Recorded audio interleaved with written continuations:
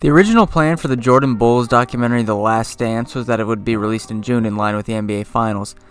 But with an overall lack of entertainment resulting in ESPN airing marble racing, Tetris, and beanbag tossing, and I don't mean any disrespect, as well as poorly run horse tournaments, fans everywhere, including LeBron James, called for the film to be moved up, and the directors of the show really had no choice. The show understandably wasn't immediately ready to go, but now it is, so I'm guessing Mickey Mouse got the strap and visited the director's home to tell him, "Haha, you're finishing this fucking film!" And he did finish the film. So the director of the film is a guy by the name of Jason Hehir. Now, I didn't know who that was originally, but after viewing his IMDb page, I was pretty familiar with his work, and I know that this is mainly a basketball analysis channel, so please excuse me as I take off my basketball analyst glasses and put on my cinephile hat. And I'll warn you, I took 2 years of film analysis in high school. So Jason Hehir has released several sports documentaries on ESPN, like the one on the Fab Five and the one on the '85 Bears, and of course the Andre the Giant special on HBO. And he also directed the UFC Primetime prior to the fight with UFC fighters Nick Diaz and Carlos Condit. And I know what you're thinking. You're thinking that I make barely relevant references to Nick Diaz every single video that don't add anything to the goddamn video. It's like the people online that like to compare everything to The Office and Harry Potter. And while that may be true, this time is different. See, the UFC airs these segments to give background on the fighters before the fight, and stereotypically you'll see training montages mixed in with trash talk on how they'll beat their opponent.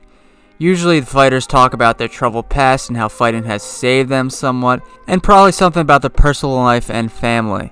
And this features that, of course it does, all fight documentaries will have some element of that, but it also took a look at the misunderstood Nick Diaz. Through a series of interviews, Nick and his team kind of shockingly admitted that he actually doesn't really like to fight at all. He doesn't like to beat people up at all, and it's something he kind of has to do because he has no other choice. Now that's something you wouldn't realize watching Nick fighting, as he was billed as the Stockton bad boy.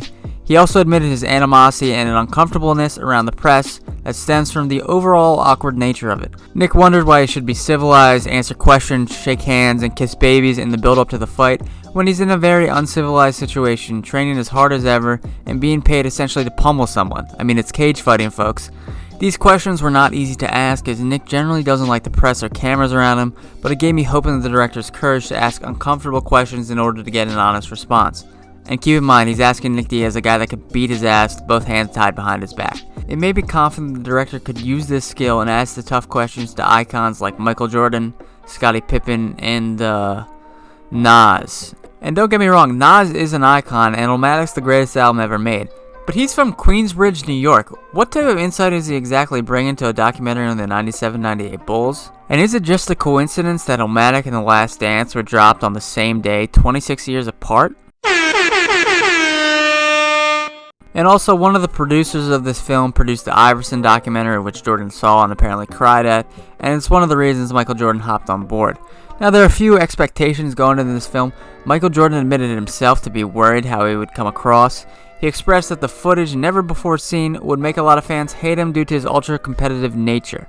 This made me excited because I love a good villain. I rooted for Thanos in the Avengers, Michael B. Jordan in Black Panther, and Rabies in Old Yeller. I wanted to see Jordan at his worst, and if he doesn't come across this film looking like a huge dick, I will be severely disappointed. And secondly, one of my major concerns I had was the overall length of this film, with 10 spread out parts, each about an hour. This is essentially a 10-hour film, and the only 10-hour film I can think of is a 1985 documentary on the Holocaust called Shoah, which is a movie everyone should see in their life before they die.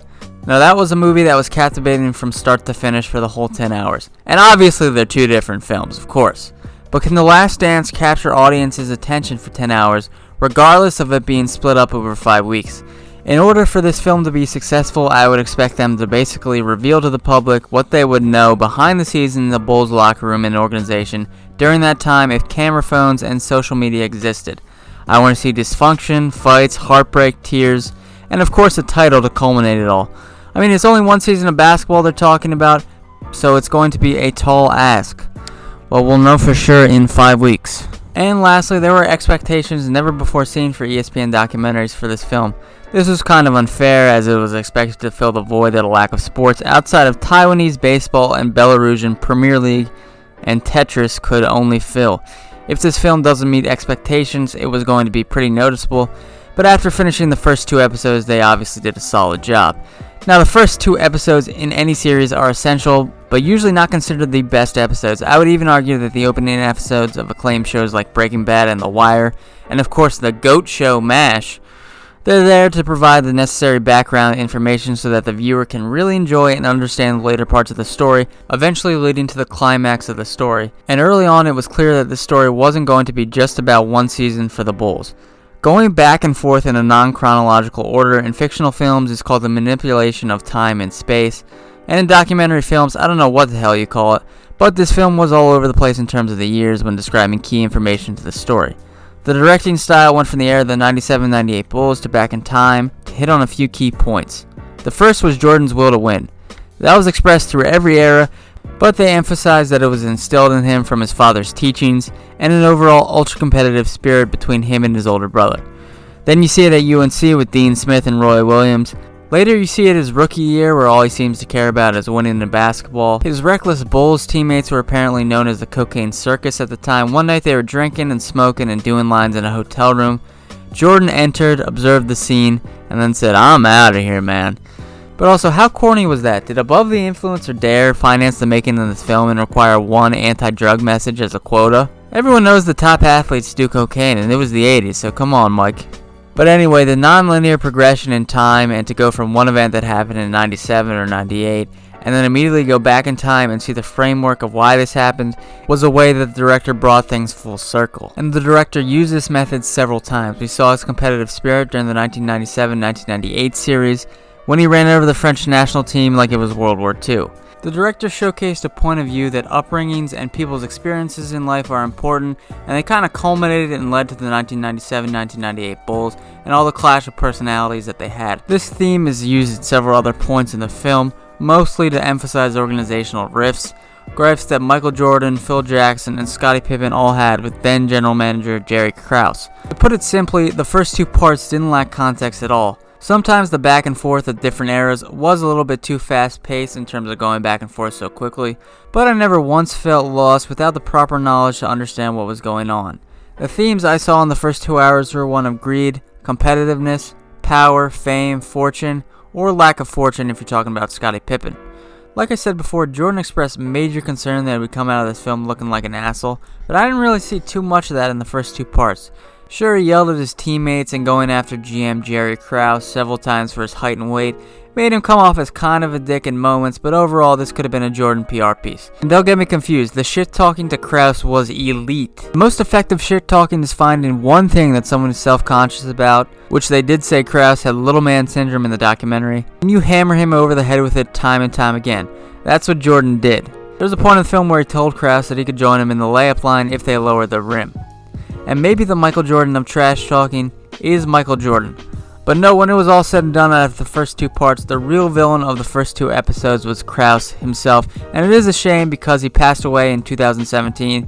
He was of course unable to film. When you're dead, you can't book too many things. Jordan was painted as the somewhat flawed protagonist, while Krause was painted as the corrupt antagonist that didn't want to compete, didn't want to pay players and coaches fairly, but still wanted all the credit. I think it's the case for most documentaries that your involvement in the film lowers your chances of being harshly criticized, and the owner of the Bulls, Jerry Reinsdorf, came off pretty well in this film, and they kind of displayed Krause as being the mastermind behind 100% of all the bad decisions. He was the shot caller for every single one of them, nobody else. And you can't help but kind of call bullshit on some of that. I mean, who has more power, the fat, short general manager who doesn't get along with the players, or the owner who actually signs the checks? And of course, Reinsdorf doesn't have the greatest track record for the last 20 years. And something we hear all the time in the NBA is that players finally realize that the NBA is a business when they're blindsided with a trade from a team they're completely loyal to. Krause was upfront and open to the media, maybe not to Scottie Pippen himself, but to the media, that players being traded was definitely possible, all players. But he was vilified for it. Now, is doing that better than doing everything behind the scenes? Well, I really can't answer that. It's just some food for thought for you. And of course, it doesn't justify having a tumultuous relationship with key figures on the Bulls and paying Scottie Pippen a contract that isn't even close to what he's worth. And that's a common theme we see today. Players often don't get along with people in the front office, especially when they didn't play the same game at a high level. Of course, Krause was never a basketball player. I'm assuming. I mean, I didn't look that up, but he doesn't exactly have the stature for a star talent in the NBA. Now, do I get the impression that Krause is a total dick and made the wrong decisions at several points in the film? Of course I do. Of course he is.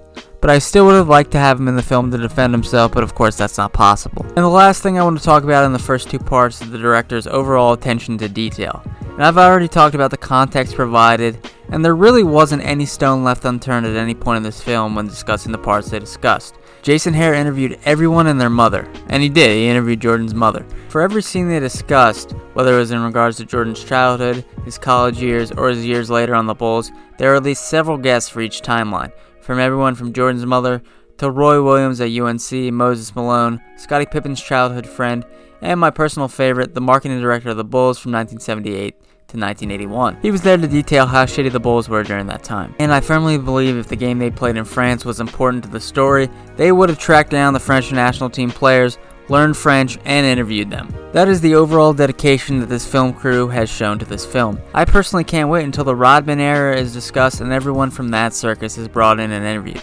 I personally can't wait for Chairman Kim's interview. Also featuring the music of Eric B Rakim, LL Cool J, and Bad Boy during montages of times when the music was charting was very cool to see. You felt the weight of the seriousness and magnitude of the situation at the time, and you knew it was big if a Mase song is playing in the background. The directors did a great job of making you feel like you were in that era. And overall, I am looking forward to how the story will be told next. It's interesting, we know what will happen and how it will end, but not how it will be told. I'm curious as what new perspectives will be revealed in interviews as well as uncovered footage. Alright, but online people are giving it pretty great reviews. Some are saying it's the greatest film they've ever seen. Some are saying it sucked, but I would just slow your roll. We're 20% of the way there. They did a good job. They presented their framework to understand later episodes. So just sit tight, be patient. I'll definitely be watching the rest of this film. That is all. Thank you for watching. Happy 420, everybody. I personally don't have any weed, but I hope you're enjoying yourself. Please check out our website, votetheprocess.com. A lot of funny shit on there, good analysis. We just revamped it. It no longer looks like a 4th grader designed it. Now it looks like someone in middle school designed it, so that's a huge upgrade for us. So anyway, check us out. Check out the artist involved in the outro of the song called Paradise. And Paradise, play us off as always. I be smoking all the time, yeah. Me, my brother, Marco, and we all about a dime, yeah. Ain't no crime, yeah. Tryna change the scene. Pull up to the see me and